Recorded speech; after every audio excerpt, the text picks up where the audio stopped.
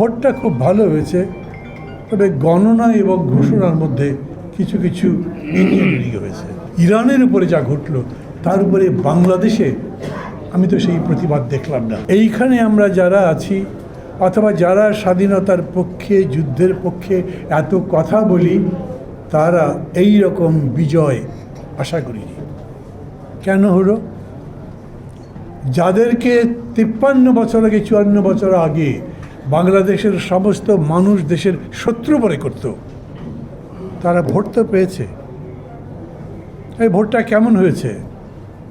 12 তারিখের এই ভোট, না বিস্তারিত বক্তব্য রাখবার তো কোনো সুযোগ নেই।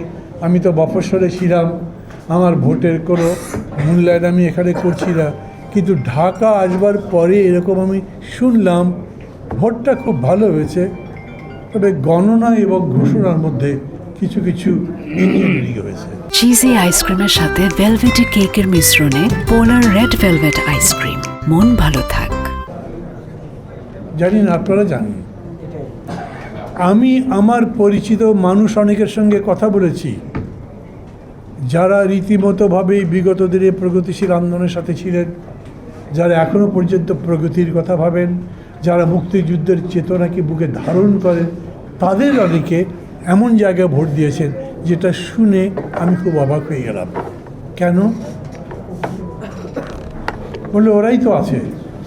এরকম করে জিনিসটা সাজানো হয়েছে। ধরেন যেরকম এখন সারা দুনিয়ার মধ্যে আমেরিকা যা বলে তাই তো।